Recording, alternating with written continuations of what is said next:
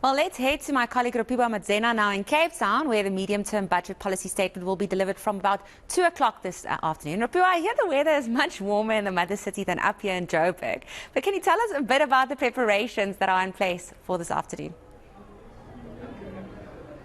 A very good morning to you, Melissa. Indeed, the weather in Cape Town is completely different from where you are in Johannesburg at the moment. But yes, everything is in preparedness for the budget speech or the midterm budget policy statement that will take place at 2 o'clock. If our viewers can hear the noise behind me, obviously there will always be some human rights groups that gather to voice the grievances or concerns for what they believe are marginalized communities across the country. But we've actually got the Mayor of the City of Cape Town, Mayor Jordan Hill-Lewis, who joins us this morning to give a sense of what they would want to hear come out from Minister Enoch Godongwana in this midterm budget policy statement and where the priorities should be ahead of the main budget next year. A very good morning to you, Mayor, and thank you for taking the time to join us. What are some of the big things that you will be looking out for from the Finance Minister when he gives us a sense of how the budget has been faring this year? My biggest concern is that all of the pressure to cut budgets is going to be forced downwards to local governments and provinces in particular. Because it's hard to get agreement at cabinet level which department's going to get cuts, they say, well, let's push it down to mayors and premiers because they're not here, they can't argue with us. That's going to be deeply unfair because our budgets, the budgets we get from national, is directly for housing, building housing, for upgrading informal settlements, for building infrastructure. Those are things that serve the poor directly. So if you're cutting those grants, those budgets, you're impacting directly on frontline service delivery to the poor. So I'm going to be very concerned about any announcements around major cuts to local governments and provincial governments. And we'll push back very hard against that because that's actually the spending that we should be protecting because it is the spending that is going to poor communities. What would you like to hear when it comes to the SOEs? Continue to be a sore point. Now Transnet, for the first time, coming with a begging bowl in hand, saying they actually need some finances from National Treasury. How does the Minister then navigate that? Entirely predictable. If you go back and see the interviews I gave last year, I said in the next year or two Transnet is going to come and ask for a bailout. It was clear from their finances that they had hit the end of the train line, so to speak. They had hit the end of the line. And Transnet is not fixable. It's just lost its entire national executive leadership. I don't know if they'll get quality leadership to sign up for that job, but they're going to struggle, just like we still don't have a CEO at Eskom. All of our major state-owned entities are without leaders. They are financially crumbling. They are failing to deliver services. You have to break them up and devolve them. We have said we are ready and able and willing to take over the management of passenger trains in Cape Town. Joburg should do the same. Durban should do the same. Spin off the freight business into a separate company. These SOEs are dead. They are zombies. They cannot survive any longer. Yeah. At a provincial and a municipal level, Mayor, what kind of oversight role would you like to hear the Minister talk about when it comes to the management of finances? There are many municipalities that are shockingly run, and that, of course, does lead to service delivery issues. So what would you like to hear when it comes to the role that National Treasury can play at a municipal level on finances? That is a great question because, of course, it is true that most municipalities in South Africa are also failing, just like those SOEs and Transnet. Of the 257 municipalities, more than 220 or 30 of them are essentially bankrupt.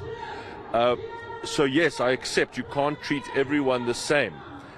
Treasury has to take a differentiating view. Where there are cities that are working, like Cape Town, that are financially sustainable, like Cape Town, give us more responsibility, give us more budgets. We've shown we can deliver with it.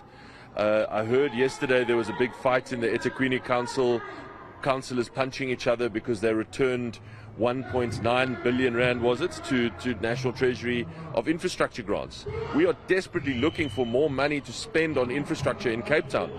Give us that. So have faith. The answer to your question is have faith in those that are working and give them more. exert tighter control on those that are not working. Yeah, and of course, when it comes to infrastructure, housing is going to be an increasingly important one as we see mass migration across the different provinces. But as a final thought from you, Mayor, the special relief grant that has been talked about to be turned into a basic income grant, what direction do you think we should be hearing from the Finance Minister when it comes on this? Because there are polarized views about affordability, but also the needs of the different communities.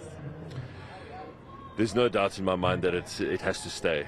There's just too much serious poverty in South Africa for it not to stay. I'm afraid this is the consequence of years of failed economic policy that has not grown our economy, that has not got more people into work.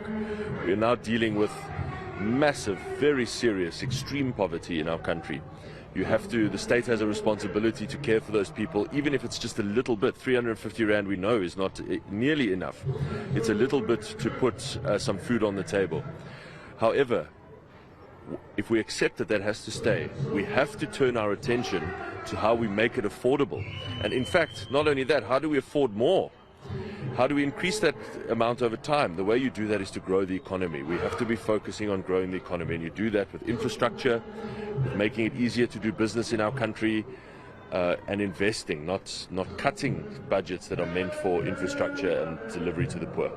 Let's see what we hear from the Finance Minister today. Thank you very much, Mayor, and enjoy the day in the beautiful city of Cape Town. That is Mayor Jordan Hill-Lewis, joining us this morning to speak about some of the major issues that he would like to hear from the Finance Minister today, and the direction really that he will be taking as we move towards the national budget coming up in February. And of course, we always got to get a broad economic view on these issues. We've got Martin Ackerman from Citadel joining us this morning to just break down some of the economics about this. And we do know that South Africa's budget is a tight one if we've got anything left, and Martin will be the best person to give us that sense. A very good morning to you, Martin, and thank you for joining us. Let's speak about the big concern that's been spoken about of late, that our kitty is running on empty, and we could find ourselves in a bit of a bind by the end of the financial year in March next year if we don't see some serious action.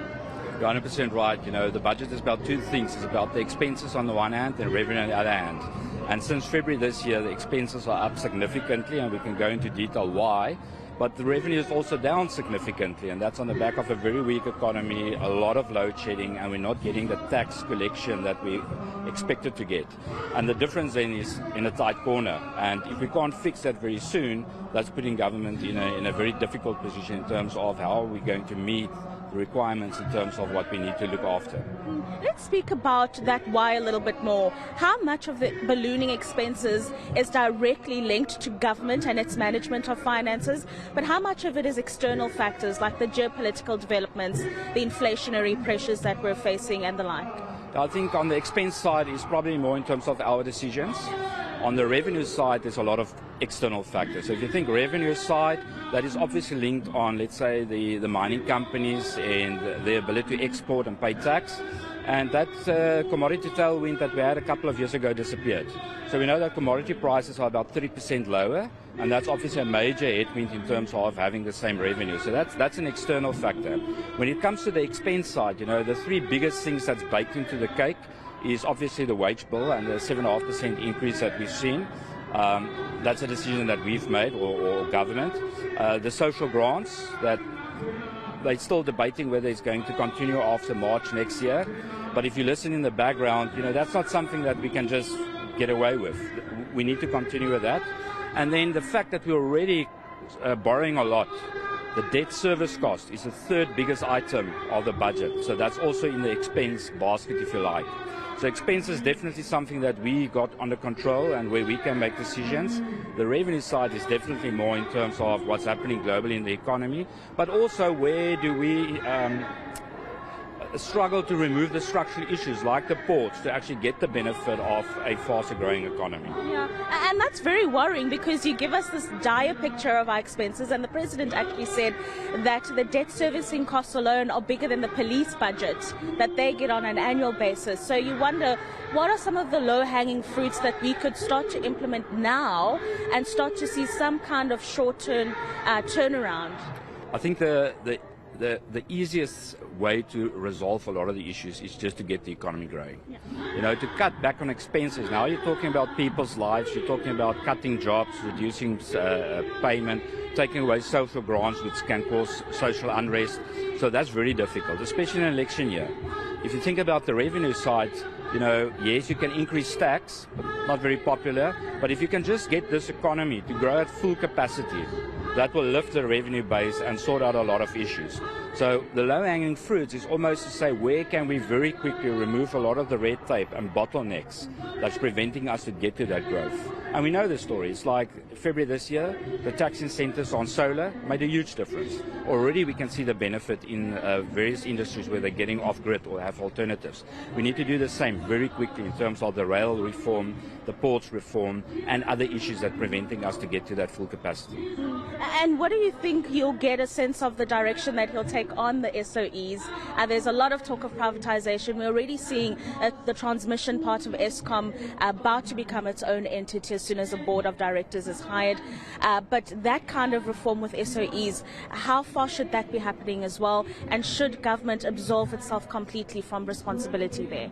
I think the Treasury made a very important point already a couple of budgets ago that, you know, there's not an unlimited supply of bailouts, and especially now we're getting to a point that if you can't prove that you're a sustainable, alone-standing business, then, you know, the door is going to be closed. And that's starting to open the door for private participation. But we need to keep in mind that even if we go full privatization, you know, it takes a couple of years to rebuild that capacity.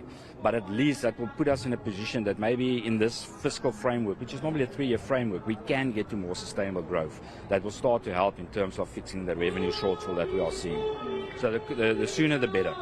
The better. Thank you very much as always for your time.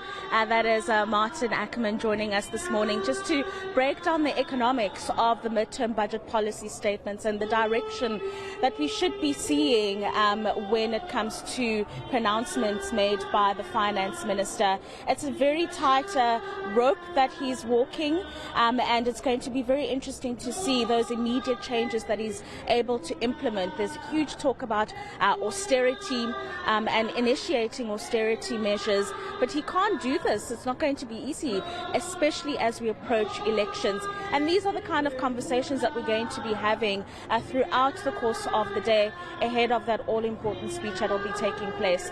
Dumelo, Melissa, it's back to you in studio. Absolutely, Rofhiwa, and I think the call is quite clear that we need to grow the economy. We heard it even from Jordan Lewis, the mayor of Cape Town, saying that growing the economy needs to be the focus, not necessarily on just cutting back on spending as well as budget. I suppose